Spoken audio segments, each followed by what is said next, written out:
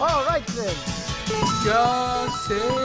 Hey paisanos, it's the Super Z-Mang Super Show! You do not become one of the biggest media franchises of all time by just sticking to one medium. Mario has made multiple jumps to the big and small screen over his lengthy career. The problem is, how do you take a series that had little lore or plot and put it into a non-interactive medium, especially in an era with little quality control? Very painfully, it turns out. In honor of the Super Mario Galaxy movie, I decided to watch all of the Mario TV shows and movies released so far. It couldn't have affected me that badly.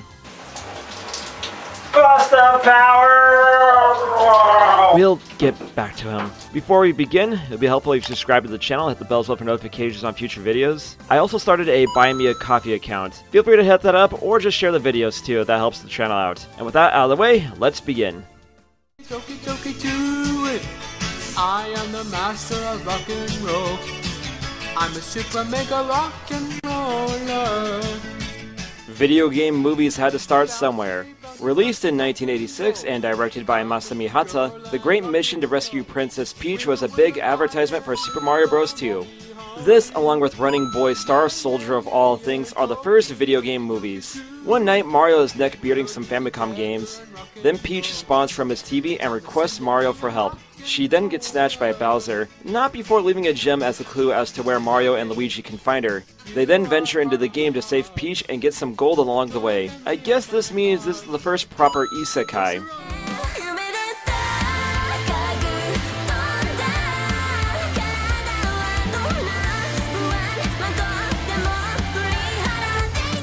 At this point in the Mario series, there was very little in terms of lore, story, personality, or anything to make a movie out of, so the writers essentially had to make stuff up as they went along, which makes it fun to see how different the series is between then and now. For example, in this movie, Luigi is now a greedy jerk in yellow rather than the lovable coward in green. Was this the inspiration for Wario? And they must have gotten New York plumbers confused for store owners in New Mexico. So my headcanon is now that the Mario Bros are actually Mexicans. Luigi even hits up the Isleta on the trip. Confirmed, the Mario Bros are actually Mexicans. I won't allow it! I don't care who this Koopa guy thinks he is, and I'm not gonna let him get away with it! Now, will you tell us where to go? My people win again.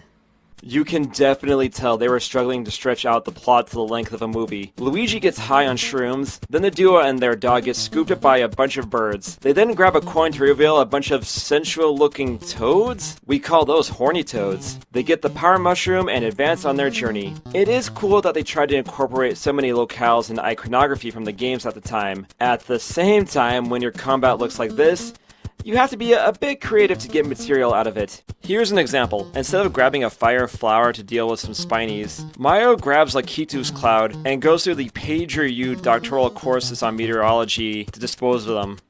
What's weird about this movie is that so many things here do come back in the series years later. Mario goes through a flower world, he dresses up in an outfit to get a star, no nipples this time. Peach and Bowser's personality in this film is almost exactly like their personality in later games. There's a kind of love triangle between Peach, Mario, and Bowser. Bowser's goal for the movie is to marry Peach. And what was this? I have questions, but I am not prepared for the answers. Wait and see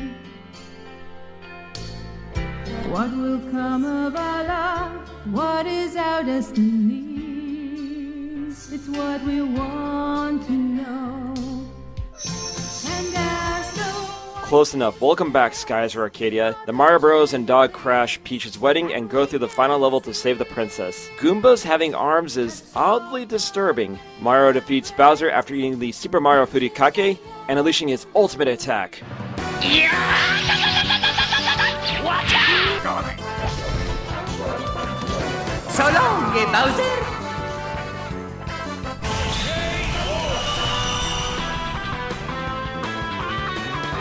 Bowser is defeated and breaking the spell, revealing that the dog is actually Peach's fiancé, Prince Haru. Not like that! She isn't putting peanut butter on her vag, as far as I know. Haru turns back into a human, and him and Peach are reunited, while Mario and Luigi venture back home. It's okay, Mario, I too have been cock-blocked. And predating the MCU, there's a stinger in this movie. Bowser ends up helping the Mario Bros. At their store in Albuquerque.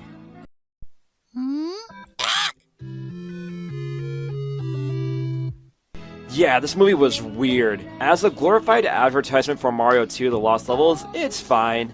I could tell that the staff's hearts were in the right places. It's just that taking a game as simple as Mario and making a full narrative out of it in the series' infancy was the equivalent of trying to make a two-story house out of a single tree, and not a particularly big tree at that. It reminds me a lot of the adventures of Sonic the Hedgehog in the sense that they had to draw blood from a stone, proceeded to get stoned, and write whatever came to mind to entertain the kids. I personally would have enjoyed this movie as a kid, and I am glad that this film did not languish forever as lost media. But that's the first Mario animation, with many more to come. Piece of spaghetti on your overalls. You Luigi! Not the first American animation based on a game. Hell, it's not even the first American animated appearance of Mario, but the Super Mario Bros. Super Show is a major part of Mario history. This show was produced by DiC and it ran from September 1989 to December of that same year. This show must have been a hit, seeing as they got a whopping 65 episodes. This was a little bit before my time, so how does it hold up in 2026? If I ever wanted to simulate what being an 80s kid was like, this is a good experience. This show is just all over the place. It's split between live action segments, the actual Mario cartoon, and teasers for the Zelda show. That's a video for another day. Kids these days have awesome cartoons to watch, when they aren't just getting shoved in front of AI or Roblox videos. 80s cartoons were just giant ads without any kind of quality control. In the age before the internet, you only had whatever was airing on TV. Some shows from that era hold up, and the Super Mario Bros. Super Show is definitely not one of them. Each episode of the Super Show is described as "stuff happens." To get the full experience, I recommend ingesting as much candy, snacks, and soda as possible before watching the show. The sugar high will only complement the animation. Each episode follows like this. Mario, played by the late Captain Lou Albano, is joined by Luigi, voiced by Danny Wells, as they go on wacky adventures in the Mushroom Kingdom, with Peach, played by Jeannie Elias, and John Stalker as Toad, the last of which will give you a headache. Trying to do, you wacko boy! Drown me! They meet characters that were never in the games. Someone gets into trouble, almost always caused by King Koopa, and they save the day in some asinine way. And within the first episode, this becomes the second Mario animation where someone gets captured by a bird. Was this a common occurrence in the 1980s? My headcanon is that the Mario Bros are Mexican, but in reality, they are Italian. That's why they only think about pasta. Patty cake, pasta man. Give me pasta power as fast as you can. But how? We don't have anything he wants. Yes, we do. A tanker full of spaghetti sauce. Italian food is amazing, but Italians have so much more to their culture besides that, like, the tower, black coffee, Siggy's at noon, that weird hand gesture that I thought was mean, but I've seen Italians do it in real life, and Aperol. I didn't feel like buying a bottle of Aperol for this video. It's like the writers only had one joke and took dares to see how many times they could rewrite it. If this show wasn't weird enough, most episodes had cover songs in them, including the likes of Huey Lewis, Michael Jackson, and The Time.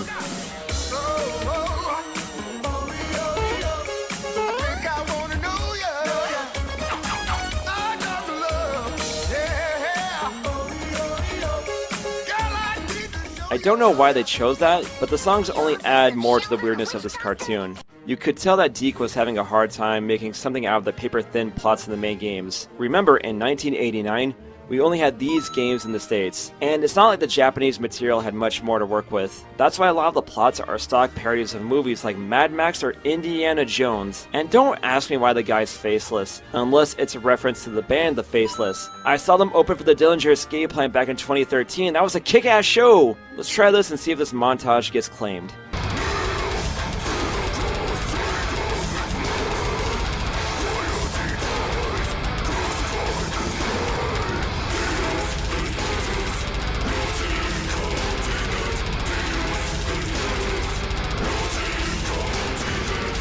Like I said earlier, quality control for kids' cartoon in the 80s left a lot to be desired. It's actually a lot of fun seeing how many animation errors there are. You would definitely be level 4 drunka if you took a swig each time Mario and Luigi were the wrong colors. I love this screenshot.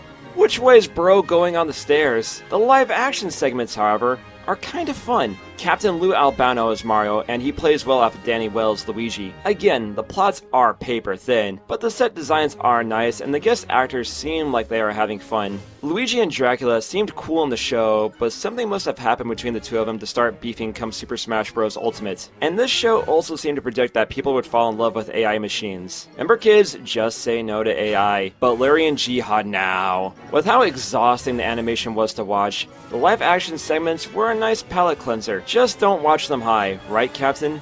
I'm Captain Lou Albano talking to you about drugs. Kids, don't be afraid to say no. Anyone that asks you to use drugs is not your friend. Drugs can and will kill. Remember, don't be afraid to turn to your priest, your rabbi, your minister, your moms, your dads, your teachers, because drugs can kill. And if you do drugs, you go to hell before you die. Please. Club Mario sadly replaced the live-action skits and reruns. We're at the club.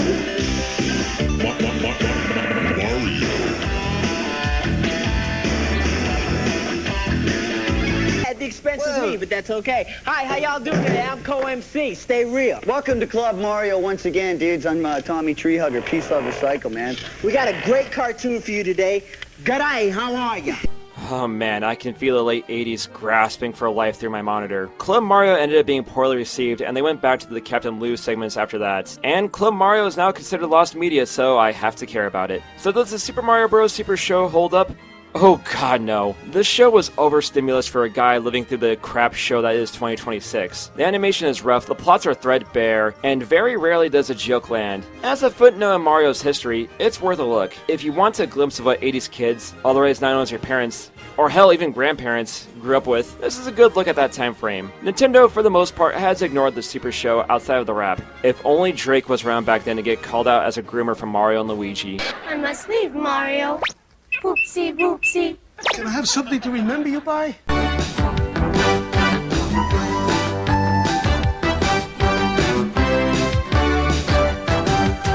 If we had one less K in that title, we would have had an issue. This was a live-action show that had King Koopa, played by Christopher Collins, interacting with a crowd, showing some public domain shows, hosting quizzes, and having a good time. Basically Bozo the Clown. Now that's a name I have not thought of in years, and I will never think about again. It ran from September to November of 1989. The show was well received by kids who watched it, but not their parents. This show is notable for two things outside of the content of the show. For one, its availability. This show was cancelled allegedly because of Michael Eisner getting a call about the content of the show, and supposedly this line is what did the series in. I know where you live, Arthur. I'll drop a complimentary piranha into your bathtub tonight, Arthur. You're dying my entire life, Arthur. I just hope that Arthur didn't stick his porker in the piranha. Been there, done that, don't recommend. The other reason is that Collins was a pain to work with. Allegedly, he was racist to kids in the audience and tried hitting on the female staff. The story of how he got fired goes is that Collins' kid was in the crowd and got overwhelmed by the whole scene. Collins tried to intervene because being a good father is more important than being an actor, and he got the axe over this incident. Much of this show is shrouded in myth. I'm not sure if what I said about the behind the scenes info is even accurate at all. Many episodes are still missing, and it looks like it will remain that way. Honestly, if it wasn't lost media, I wouldn't care about it, but it is, so I have to talk about it. Cow gets Indians back in Molly Moo Cow and the Indians! Yeah! Super Mario Brothers! After a strong 65 episodes of the Super Mario Bros. Super Show, DiC kept the Mario train rolling with the adventures of Super Mario Bros. 3. This show ran in 10-minute episodes, split with Captain N, a concept that really needs to be revisited. I think the budget was getting hit at DiC at the time, as this show looks way worse than the Super Show, which is saying something. The voice acting suffered too. Mario is now voiced by Walker Boone, Toadstool by Tracy Moore, and Luigi by Tony Rosato. For my money, I think the voice acting is way worse here, but Tony Rosato actually steals the show thanks to his hammy acting as Luigi. Sure is nice not to worry about the Koopas for a while. Yeah, when King Koopa gives his kids a birthday party, they stay Koopa'd up in Koopa Castle all day. In this series, they go between the Mushroom Kingdom and the real world. I guess the Mario Bros. Found out how to go back home in between seasons. This series introduces Koopa Kids, and I now realize why Bowser Jr. drives a clown car around. It's because Koopa turned his poor wife into a human clown car. Since the series can go between the Mushroom Kingdom and the human world, that opens up the plots for all sorts of wacky adventures. Like Cutie Pie wanting America, so she steals the White House and puts it on the bottom of the ocean. There's something quaint about 80s and 90s media that involves saving the White House. I recently read the Amazon Attack series from DC, and if that happened in 2026, everybody would be on the Amazonian side. There is nobody out there who's going to risk their neck for J.D. Vance of all people. There is one country I recommend Cutie Pie to steal, but if I mention it here, I might get slammed in public, but you know what country I'm talking about. Really, anytime these shows reference politics, they age like milk because people in the 2020s would very much vote for the evil lizard man. Even if they didn't, the Electoral College would still elect the evil lizard man, despite him losing the popular vote by a vote of 6,436,212 to 1! Do you think there's a Koopa in those files? Maybe this episode is where the Gondawara boss got his baby kink. Being a baby, that is. You're my mommy? Of course I'm your mommy, you naughty boy! Now put those people down! And I didn't think Godzilla was that much of a deadbeat if he doesn't know his own damn kids. Or his own mother for that matter. Do you remember what Mario said about drugs? And if you do drugs, you go to hell before you die. Please. I still think the writers at Deke must have been on something when they were working on this show. Another thing this series added was songs, because with pleasant voices like these... You can't sleep now, Dad! We want to do a live concert in the Hollywood Bowl right now! You want to hear them sing. You make me weep! Dancing in USA, thumping down from heaven above. It's just an expression of Koopa love! Dancing in USA. It's giving Angela Anaconda, though no one, as far as I know, got divorced over the Mario cartoons. And one episode even has them sing Milli Vanilli, oh ho ho. This episode aired 3 weeks before they got outed as being phonies. The only episode that really stuck out was episode 24, Recycled Koopa, where Koopa found a way to change people into brainwashed lizard people. He almost gets Mario, and seeing him change into a half-human, half-lizard thing is actually somewhat creepy. But that only lasts 5 seconds? Luigi fixes him and they chase Koopa into the horizon. Those Mario brothers are super. I'm glad Ryu Hayabusa cut down the Statue of Liberty in Ninja Gaiden 2. All of the flaws that were present in the Super Show are exacerbated here despite the shorter runtime. The animation is even cheaper than before, the voice acting is even more ear-piercing, and despite having more material to work off with the games and the human world, the plots are still basically non-existent. Without the Zelda or real-life segments, or the novelty of it being a Mario cartoon, there's just not a whole lot here to recommend. This show was a rough one to get through. At least the episodes were only 10 minutes long, which made it somewhat more bearable, even though I still got a headache. I'm not sure if it's Toad, the tunes, or the tequila that's giving me such a bad headache. Super Mario World, it's a blast from the past. It's Super Mario World, you got to move fast. The final of the Mario animations from the 90s. Much like the previous series, Super Mario World was split between the Captain N segments, and it only ran for 13 10-minute episodes. At this point, you could tell Deke was running out of steam for the series. The art took another dive in quality, and other than Luigi, the voice acting is just as grating as before. Gone is Toad, and hell, Koopa isn't even in the series that much. Yoshi got promoted to the main cast with an annoying voice. Oh, Cucumba, Mama Fire Plant lives on the other side of the river, and I'm scared of water. If there are any Vor fans in the audience, let me know if Yoshi was your awakening. Also joining the fun are cave people hanging out with Mario and friends. For some reason, cave people were really popular in the 90s. Even with more games to work with, they still had the fundamental issue of the games having no plots at all. It's nice having more iconography from the games, but they are only here for some fan service. Since, again, the games didn't have much in the way of characters or plot, and with exiling Toad and Koopa, they ironically had even less to work with despite there being more games out by this time. My favorite part of Mario World is where you have to build cars for cave people.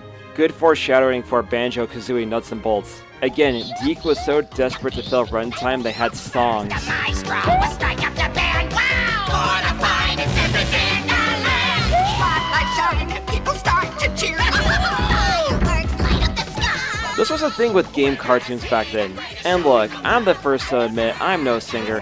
I am sure my friends want to pierce their ears after I belt out Limp Bizkit at karaoke. But even I can sing better than this. Really, the best thing I could say about World is Luigi. Tony Rosato still voices the Green Bean, and he utterly steals the show. I mean, the show was only worth like, what, $5? But damn it, he steals it. Luigi single-handedly saved this show from obscurity and launched so many YouTube poops. Look, it's better to be remembered as a meme than to not be remembered at all. That's it, the show is pretty bad. And on that note, Deke's Mario animations have come to an end. And with poor ratings and Deke losing the license, the Mario cartoons have come to a close for now. Trying to ingest so many of these shows at once was a bad idea. These shows are important for their historical context, and again, game adaptations had to start somewhere. And it is fun seeing how cartoons have evolved over the years. If you do watch these shows for the fun of it, do be prepared with some Tylenol, or at the very least some Dwayne "The Rock" Johnson tequila. But of course, we can't just stop at the small screen for such a big franchise. No, we gotta dream bigger here with the Mario brand, and let's talk about that. The first time Nintendo tried to take their franchise to the big screen, and the first live-action adaptation of a video game, Super Mario Bros. From 1993. Where to start with this one? Between Nintendo's general apathy for the movie, tensions between the directors and the studio, the groundbreaking effects made for this film, Bob Hoskins and John Leguizamo getting faded on set, the critical and financial mogging of the final product, all the scenes left on the cutting room floor, and this movie being the reason why it took Nintendo so long to get back into films. There's a lot to unpack here. So much ink has been spilled over this movie, so many videos on this film dating back as far as the start of YouTube. What else can I add to a movie so thoroughly explored? The only thing I could do is just give my experience watching this movie. I saw Super Mario Bros. On TV as a kid and I had fun with it. It has been about 15 years since I've last seen this flick, so what do I think now in 2026? The plot involves Mario, played by the late Bob Hoskins, and his brother Luigi, played by John Leguizamo, as struggling plumbers in New York. After a chance encounter with a girl named Daisy, played by Samantha Mathis, they find that New York and another world are linked together. Daisy is kidnapped and the brothers set out to save her by venturing out into this dystopian alternate world, Dino Hatton, that is ruled by President Koopa, played by the one and only Dennis Hopper. From there is just pure insanity. Comparing the movie to the game is a lost cause. Right off the bat, the Mario Bros aren't twins. Mario is older and has been taking care of Luigi. They don't even get their colors right until the end. Mario wearing yellow is triggering. I can understand the disappointment of going to see a movie titled Super Mario Bros. And they can't even get the colors right. So let's just ignore the source material for now and just see what this movie has to offer. As it turns out, this flick has a lot of things going for it. For one, just look at the set. So much time and effort must have gone into building everything. All the little details like the weapons, how the cars work, the outfits, the food, it all adds a unique layer of world building that we didn't get in the games. It truly feels like Dino Hatton is alive in more ways than one. I love all the Vote Koopa signs. You already know there's plenty of Fox News watching dumbasses out there who would unironically vote for the openly evil Lizard Man. And it really cannot be stressed how impressive the effects and sets are. In an age of overworked artists resulting in underbaked CG and AI threatening to ruin movies, seeing so many practical effects and props is refreshing to 2026 eyes. Unsurprising, when you read that the team basically had to invent new stuff from scratch just for this movie. This pan shot of Cooper Tower took 6 months to do. All of the animatronics look and animate fantastically, and it's certainly better than CG or AI slap, and to be honest, the effects still hold up, for the most part. The acting is also superb. Hoskins is really doing his best to bring Mario to the big screen. While not game Mario, he's still a fully fleshed out character with a lot of heart. Same with Leguizamo as Luigi. This was his first big gig, and he wanted to make an impression. And of course, Dennis Hopper is having a lot of fun as Koopa. Monkey! Fisher Stevens and Richard Edson have great chemistry and memorable lines together as the village idiots of Iggy and Spike. Behind the scenes, it sounded like everybody was having a miserable time on set, but that does not reflect in their performances. Here's some advice to any aspiring actors in the crowd. Even if the project you are in is going to be crap, make sure you are the reason why it will not be crap. If it wasn't for the actors doing their hardest, as well as the talented set designers, this movie would have been far worse. That said, if you are cast in a movie that is a blatant propaganda piece being directed by someone who got Me Too'd and How to Relocate to Is Not Real, they made that propaganda movie another mess to work on, just for that movie to utterly bomb the box office, you're well within your rights to absolutely phone it in. And while I do praise the acting and visuals, writing-wise, this film is a tonal mess. There's this awkward tension between the lighthearted Mario elements and the dystopian fantasy that the directors wanted to tell. This can be chalked up to the disagreements between the directors and studio. There were daily rewrites and a lot of scenes left on the cutting room floor. A scene with a bunch of people dancing is followed up with Daisy nearly getting slimed by her mother. There's a lot of focus on Koopa ordering a pizza that has no payoff. Mario and Koopa have a firefight in the middle of the city, and it takes a biblically accurate bomb for the crowd to clear. If me and a bunch of Stephen Miller's slave catchers got into a Keyblade battle in the middle of LA, people would be clearing out ASAP. And to the pencil-pushing Planeteer agent watching this video, that's what's called a joke. If I was a true Keyblade warrior, I would not be spending my free time making YouTube videos. Daisy meets her father. Royalty turned into a living mass of fungus, a horrifying sight, and she only looks mildly surprised. And when the king is free from his fate, he comes out no worse for wear. I actually met the king at the club at Dino Hand one night. Everybody said he was a total riot, but after meeting him in person, I didn't realize he was such a fun guy. Come on, let's see you guys do better. Stayed up all night writing that joke. Honestly, I had a good time with this flick. Is it a good representation of Mario? Hell nah. But is it a fun movie that I am glad I revisited? Yes. It reminds me of other movies like Resident Evil, the Silent Hill movie, and David Lynch's Dune in the sense that they are bad adaptations, but have enough heart to stand on their own. I do think to a degree, time has validated Mario 93. The visuals and acting hold up, and separated from the source material, it's still a weird urban fantasy movie. It's telling that most people attached to this flick managed to have a healthy career afterwards. Except the directors and producers, their careers hit the wall. However, the entity who took the biggest L here was Disney. They had lofty plans for Nintendo had this movie succeeded, which it did not. I think Nintendo and gamers worldwide dodged a massive bullet bill there. R.I.P. Bob Iger, you would have loved buying Nintendo. I mean, he tried that back in 2016 and that didn't work. And Bob Iger is still alive as I make this video, but still, ripping pepperoni anyway. And to the new Disney CEO, you can have one of these for laying off your staff and replace them with AI slop. And with the flop of the Mario 93 movie, so went Nintendo's interest in making any more adaptations of their games, with a few exceptions here and there. But there is one movie a lot of people forget. A movie that Nintendo would like people to forget, but I didn't, so we're going to talk about it.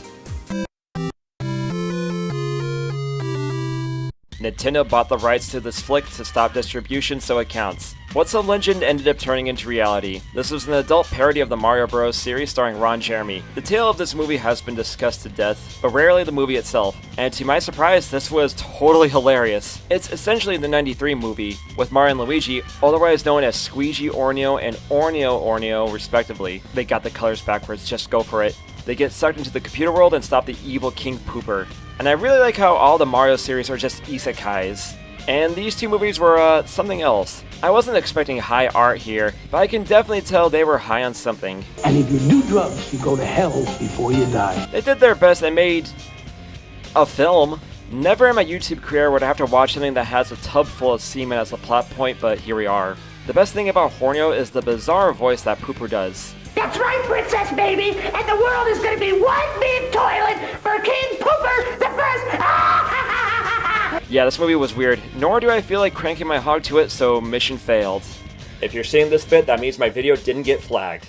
Well, no, I mean, at its core, I love it. You know, I love the dark, I love slippery things, I love being naked in the sewer. Bleach smells good, it tastes good, you know. After decades of no new Mario adaptations, Nintendo finally got confident enough to get back in the movie game with the Super Mario Bros. Movie, produced by Illumination and Nintendo, being distributed by Universal. Not wanting to repeat the 93 movie, Nintendo made it their business to make sure the movie was as accurate to the games as possible, and sell more Switches. By 2023, game movies and shows were finally starting to get good and represent the source material well.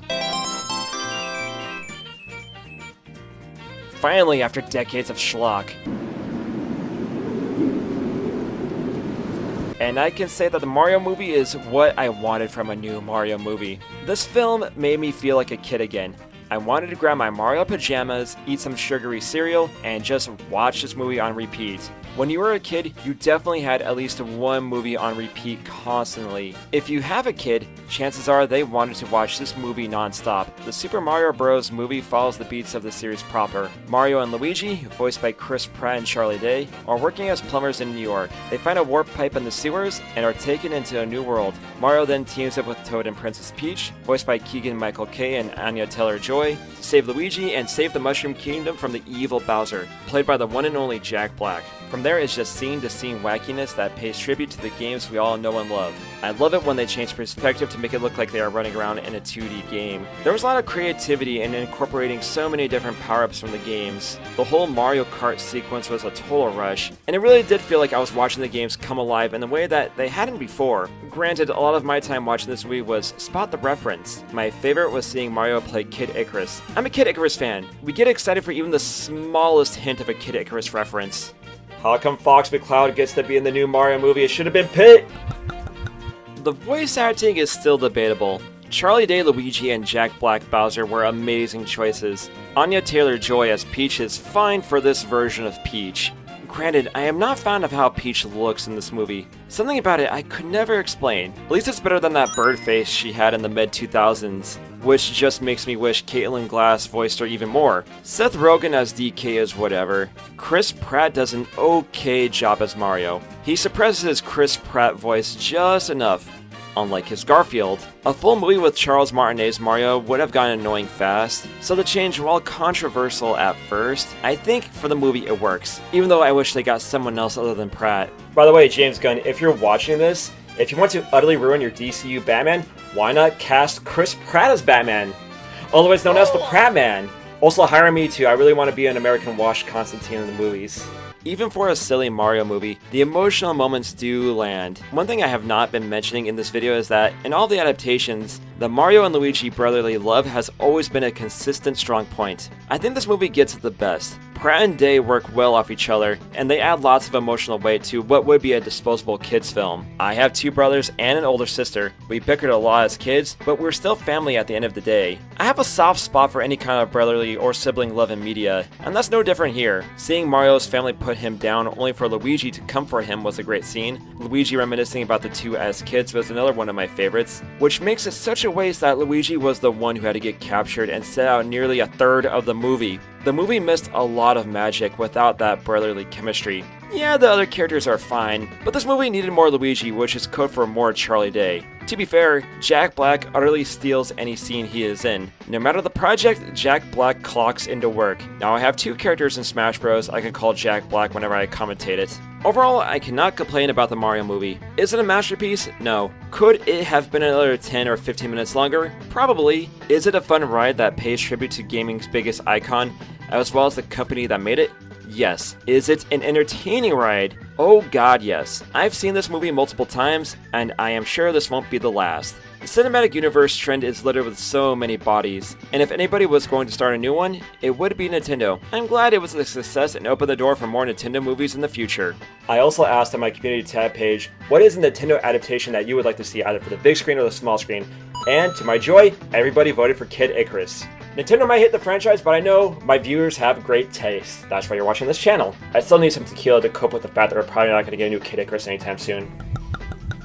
The last of the Mario movies released as of April 2026. This movie got a slightly delayed release in Japan, presumably not to compete with the latest Detective Conan movie, ACAB, but I will let her handcuff me and violate my rights. After watching Mario Galaxy in theaters, all I have to say is wow. This film was all over the place. Mario Galaxy is the Amazing Spider-Man 2 of Nintendo movies. This film could not pick a lane and stick with it. There's Mario and Luigi with Mini Bowser, Bowser connecting with Jr., Peach and Toad trying to find Rosalina, the whole stink with Fox McCloud. There is a lot going on and nothing getting the attention needed. Rosalina gets kidnapped early on and sits out most of the film. The 8-bit crew like Wart seem like they will have a lot to do in the movie, but really they're only there for one scene, and Toad just vanishes from the climax. All these issues could have been fixed if they made this movie just a little bit longer. Look, I know kids' attention spans these days are totally shot, myself included, but it is not a bad thing to have a little bit of a longer movie than usual. I will say, Glenn Powell was born to play Fox McCloud. I hope Powell voices him in Smash Bros.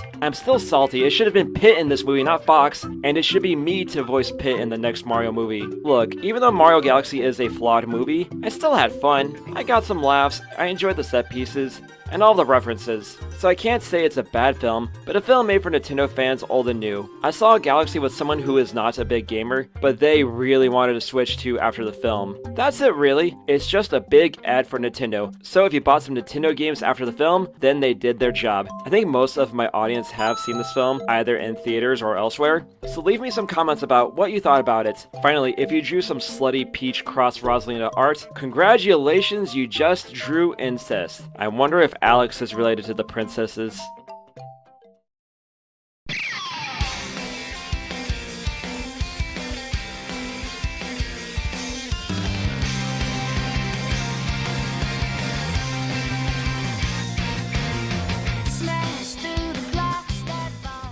And with that, that's my look at all the Mario TV shows and movies finished, and I hope you enjoyed it. This was an utter marathon of Mario, and a marathon I do not recommend running. A lot of the Mario adaptations aren't really good per se, but I could tell the hearts were in the right places. And there is something valiant about trying to make such a simple premise into a long narrative format. Whether those results came out good or not, it's debatable. But I already know we're going to get more Mario movies in the future, so we'll just have to wait for those to come out.